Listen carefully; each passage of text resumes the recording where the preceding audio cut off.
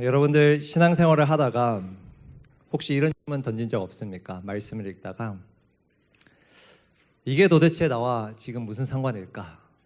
이런 질문 혹시 하신 적 없습니까? 성경을 읽다가 혹은 교회 생활을 하다가 이게 도대체 나와 지금 무슨 상관일까? 아마도 신앙생활을 하면서 이 질문을 우리가 모두 해보았을 것입니다.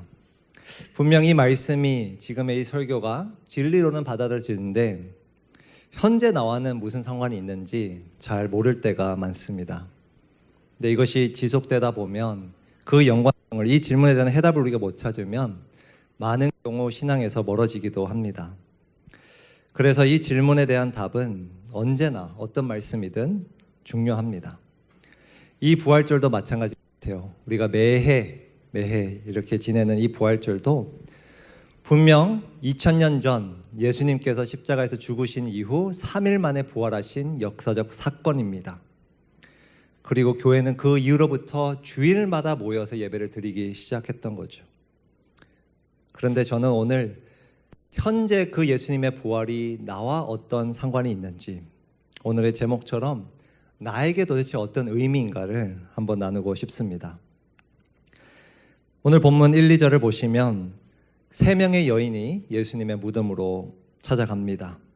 1절에 보니 예수께 바르기 위하여 향품을 사다 두었다가, 또 2절에 안식 후 첫날 매우 일찍이 해돋을 때에 그 무덤으로 가며, 요일로 따지면 예수님은 금요일에 십자가에서 죽으셨어요. 그런데 유대인들은 안식일 날, 토요일 날은 무덤에 찾아갈 수가 없었기 때문에 바로 일요일이 시작되는 그 시간에, 이른 시간에 갔던 것입니다. 어떻게 보면 장례를 치르기 갔던 것이죠. 그런데 그들 가다가 아마 바쁘게 향품을 바르기 위해서 구해서 가다가 이런 말을 합니다. 3절에 보니 서로 말하되 누가 우리를 위하여 무덤 문에서 돌을 굴려주리요. 예수님의 시체를 향해 나아가는 그 길에 문득 생각이 났던 거예요. 우리 세 명의 여인이 가는데 도대체 그 돌무덤의 입구를, 그 돌을 누가 옮겨줄까? 사실 4절에 보면 돌은 이미 굴려져 있었습니다. 그들이 도착해 보니 문은 열려 있었어요. 그렇다면 마가는 왜 이런 3절의 내용을 기록했을까? 우리는 질문해 봐야 합니다. 이미 문은 열려져 있었는데 왜 굳이 그들의 생각을, 가는 길에 있었던 그 생각을 기록하고 있을까? 이것은 우리 독자에게, 이 책을 읽는 우리에게 하나의 신호를, 메시지를 던져주기 위함입니다. 누가 우리를 위하여 무덤 문에서 돌을 굴려주리요. 마가는 이 3절을 왜 기록했는가? 지금 예수님 무덤을 향해 가는 사람들이 여인밖에 없음을, 남자가 없음을, 그리고 더 나아가 예수님의 제자들이 없음을 우리에게 가르쳐 주기 위함입니다. 분명 3년 동안 스승을 따라 동고동락했던 제자들이 12명이나 있었는데 그 스승의 시신을 위해, 시체를 위해 향품을 바르기 위한 사람들은 여인들밖에 없었다. 이를 알려주기 위함입니다. 자, 그렇다면 이 제자들은 도대체 어디 있을까요? 마가복음 14장 50절 우리가 한 목소리로 읽겠습니다. 시작.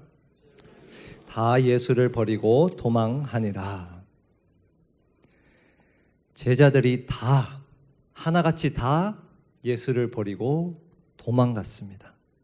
그래서 스승이 죽은 이후 그 장례식장에는 단 한 명도 나타나지 않았던 거예요. 우리가 마가복음 큐티를 한 주 동안 하면서 아마 보았을 거예요. 제자들은 언제 도망갔는가? 죽고 난 이유가 아니라 예수님의 십자가를 지시기 전에 이미 그들은 다 버리고 도망갔습니다. 사실 마가복음을 우리가 쭉 읽어보면, 아니 여러분들이 지난 14장에서 16장을 읽어보셨던 분들은 이미 눈치챘을 거예요. 마가복음만큼 예수님의 그 12제자를 아주 부정적으로 어둡게 그리는 복음서는 사실 없습니다. 가장 부정적으로 그려요. 마가복음에서 유독 이 12제자들의 실패 그리고 어리석음을 부각시킵니다. 마가는 계속해서 우리에게 신호를 주는 거예요. 이 제자들이 예수님을 떠났다. 끝까지 따르지 않았다. 라는 이야기를 계속해서 하며 마가복음 끝에서도 누가 우리를 위하여 돌을 굴려주리요? 라는 이 질문을 통해 다시금 우리에게 상기시켜주는 거예요. 제자들이 없다. 왜 이렇게 제자들을 부정적으로 그리고 이들이 예수님을 끝까지 따르지 못하고 도망갔음을 강조할까요? 그 이유는 12제자들의 모습이 바로 우리의 모습이기 때문에 그렇습니다.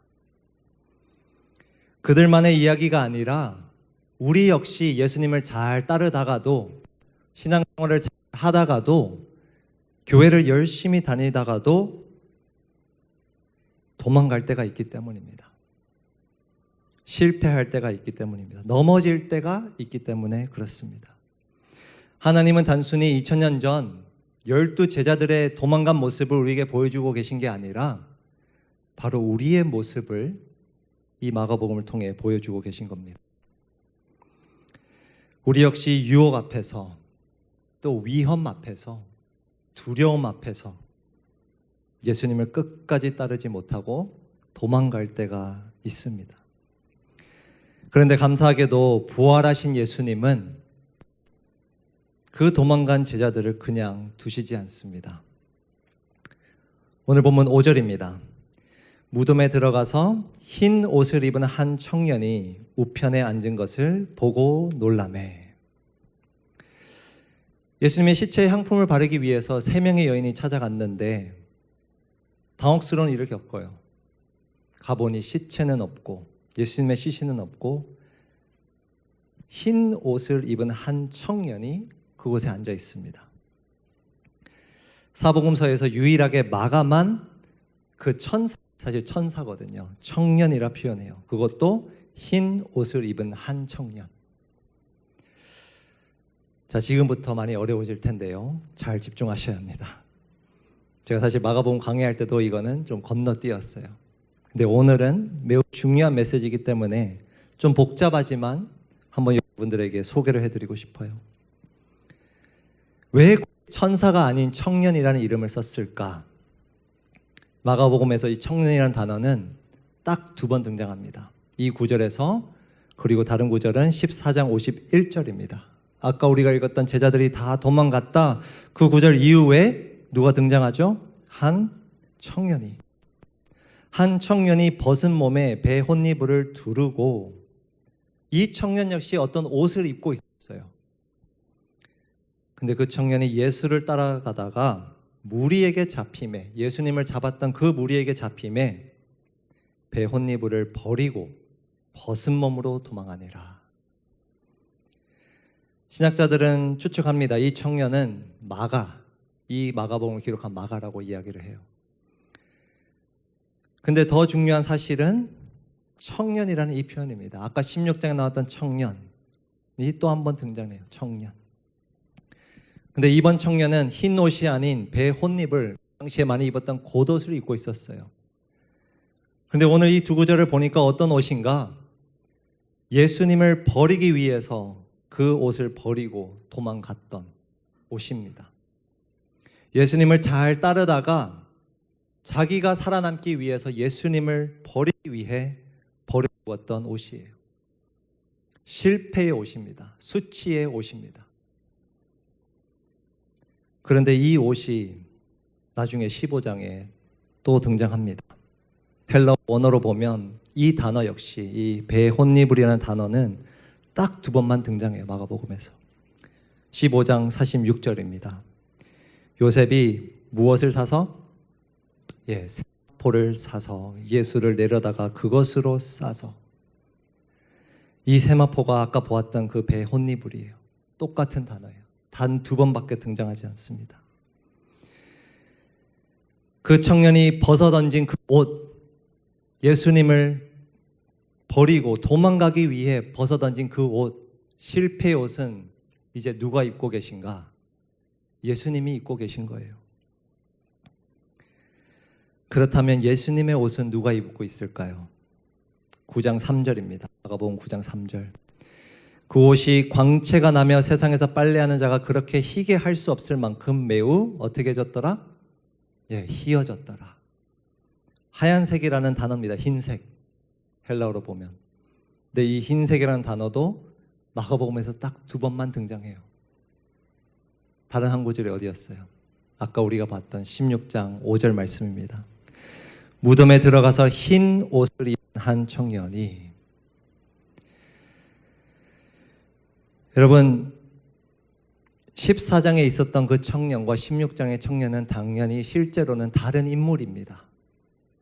그런데 마가는 의도적으로 청년이라는 표현을 공통적으로 2번이나 써요. 왜 그런가? 또 제가 왜 이렇게 복잡한 이야기를 하는가? 마가는 이 특수한 단어들을 지금 사용하면서 우리에게 한 가지 매우 중요한 메시지를 던져주고 있어요. 진리를 가르쳐주고 있어요. 무엇인가 예수님을 버리고 도망갔을 때 우리가 입은 그 옷, 실패의 옷, 수치의 옷을 예수님이 대신 입으셨고, 그가 입고 있었던 그 깨끗한 흰 옷을 우리에게 입혀주셨다는 사실입니다. 실패한 우리들을, 도망간 우리들을 예수님은 그냥 두시지 아니하고 새로운 옷을 주신다는 말씀이에요. 이것이 부활이 현재 우리에게 주는 의미입니다. 단순히 저 천국에서 영원히 살 그 부활의 몸, 미래의 소망뿐만 아니라 지금 현재 도망가고 있는 우리에게, 실패하고 있는 우리에게 부활하신 예수님은 새로운 옷을 입혀주고 계신 거예요. 달리 말하면 새로운 기회입니다. 새로운 기회. 오늘 보면 6절, 7절입니다. 그 새 옷을 입은 청년이, 흰 옷을 입은 청년이 이렇게 이야기를 해요. 놀라지 말라. 너희가 십자가에 못 박히신 나사렛 예수를 찾는구나. 그가 살아나셨고 여기 계시지 아니하니라. 보라, 그를 두었던 곳이니라. 가서 그의 제자들과 베드로에게 이르기를, 실패한, 도망간 그 제자들에게 이르기를, 예수께서 너희보다 먼저 어디로 가시나니? 갈릴리로 가시나니 너에게 말씀하신 대로 너희가 거기서 배우리라 하라 하는지라. 큐티를 하셨던 분들은 알 거예요. 이 갈릴리의 의미를. 예수님이 지금 부활하신 그 예수님이 먼저 가서 제자들을 기다리고 계십니다. 갈릴리에서. 이곳은 어딘가? 그들이 예수님을 만났던 곳이에요. 그들의 부르심을 받은, 사명을 받은 곳입니다. 예수님은 그 시작점에서 먼저가 기다리고 계신 거예요. 그리고 마치 이렇게 말씀하시는 것입니다. 도망간 너희들아, 실패한 내 제자들아, 넘어진 제자들아, 우리가 시작했던 그곳에 먼저 갈 테니 어서 와서 다시 시작하자. 다시 일어나자. 다시 초심으로 돌아가 시작하자. 이 말씀을 하고 계신 거예요. 여러분, 예수님의 그 부활은 현재 나에게 어떤 의미인가? 바로 이 의미입니다. 부활하신 예수님은 바로 도망간 우리에게 새로운 기회를 주십니다. 새로운 기회. 이게 바로 예수님의 부활이 현재 우리에게 의미하는 바입니다. 오늘 이 말씀 앞에서 짧은 예배지만 여러분 한번 돌아보길 원합니다. 나는 지금 어디에 있는가? 한때는 복음의 그 감격 속에서 힘차게 신앙생활을 하다가 혹 이 제자들처럼 여러분들도 저 멀리 도망가 있지는 않습니까? 오늘 이 부활절에 예수님은 우리에게 이렇게 말씀하시는 거예요. 내가 갈릴리로 먼저 갈 테니 다시 시작해보자. 다시 힘내자. 다시 일어나자. 다시 함께 가자. 이 시간 우리 잠깐 눈을 감고 기도할 때 이 예수님의 초청 앞에서 우리가 한번 우리 자신을 좀 돌아보길 원합니다. 예수님의 이 부활은 2000년 전의 사건이 아니라 먼 훗날에 우리에게 찾아올 부활이 아니라 그뿐만이 아니라 지금 넘어진 나에게 하나님께서 주신 새로운 기회입니다. 이 시간 우리 좀 조용히 기도할 때 실패한 우리에게 그 옷을 대신 입으시고 깨끗한 흰 옷을 주시는 그 예수님을 우리가 좀 찬양하며 바라보며 의지하며 다시 일어나길 소원합니다. 여러분들의 그 실패한 그 자리에서 손 내미시는 그 예수님의 손을 잡고 다시 일어나도록 우리 함께 나 자신을 위해 또 이 공동체를 위해서 함께 기도하겠습니다. 아버지, 오늘 이 말씀 앞에서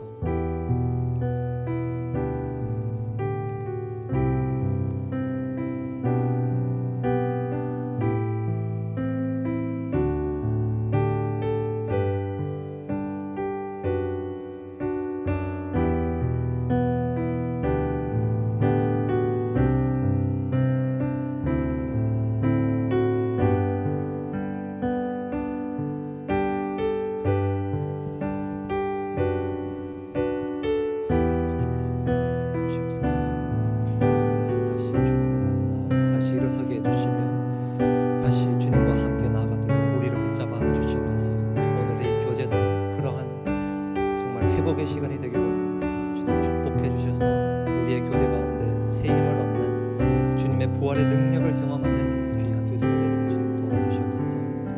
오늘 말씀 생각하며 아까 우리가 불렀던 찬양 다시 일어나 우리 함께 부르겠습니다.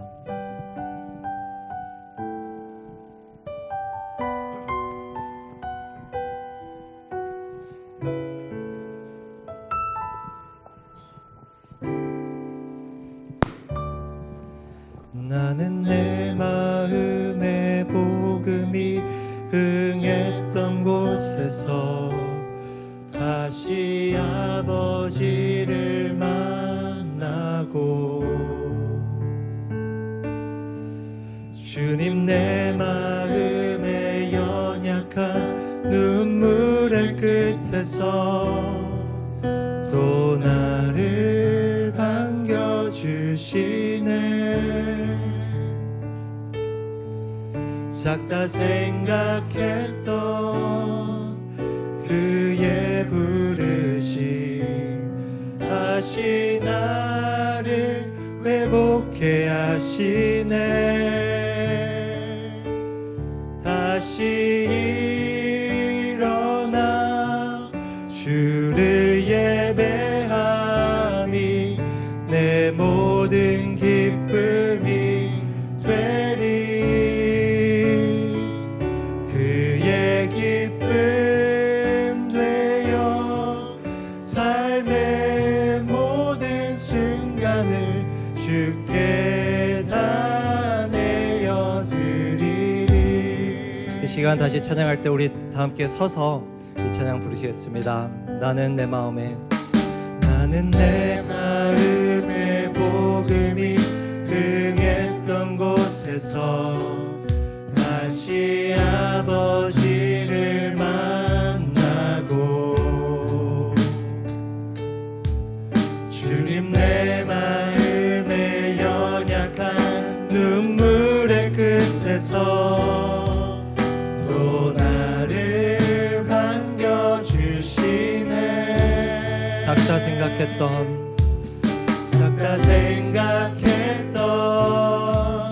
그의 부르심 다시 나를 회복해 하시네.